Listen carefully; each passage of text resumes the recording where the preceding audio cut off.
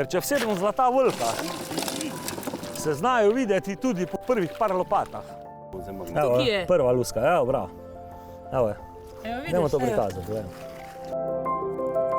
Dravsko polje je povsem potrošeno z zlatom.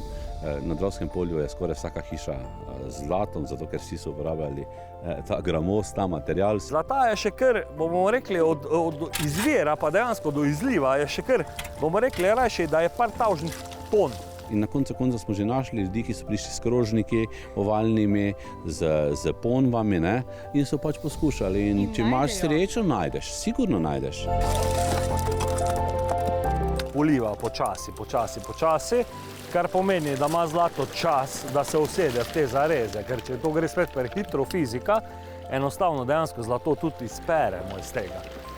Tega ni v nobenem priročniku, to je pač zgodba, ki jo pač doumeš sam z modernejšim izpiranjem. Lahko pridobimo tudi okrog 99,8% samega zlata, tudi zlatega praha. Luske se bojo definitivno ulegle tu nekaj. A pa ste že kje svetlika? Bomo videli.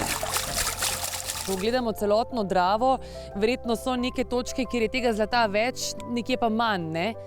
Ja, seveda, zlato izvira v avstrijskih Turah.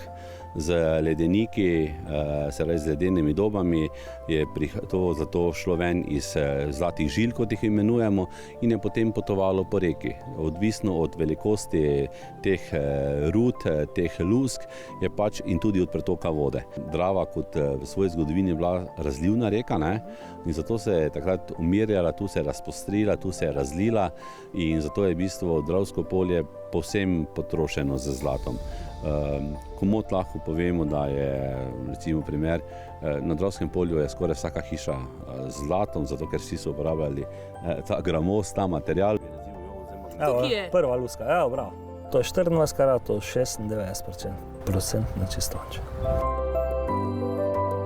Mi smo zdaj izbrali kaj, 5, 6, 7 zlatih lusk, ne? Koliko bi jih dejansko potrebovali, če bi hoteli nabrati 1 gram? 1 gram teh lusk se stoji nekje okrog 7000 lusk. Koliko je ta gram danes vreden, če bi hoteli zaslužiti na ta račun? Ja, tržna cena grama zlata je danes okrog 60 evrov, se mi zdi. Torej, kilogram zlata 60 000 evrov, da pridemo do tega, pa verjetno noben od nas s skupnimi močmi ne bi mogli nabrati. 12. 13. stoletje. Takrat je bilo zlata več, takrat so verjetno imeli srečo in so našli to, kar iščemo vsi in enega stremimo, da bomo našli svojo grudo zlata. Lusko smo našli, lusko najde vsak, vsakega tudi naučimo, vsakemu pokažemo, skupaj do tega pridemo, da pa bi imeli srečo z grudo, pa verjetno lahko primerjamo kar s kakim jackpot dobitkom.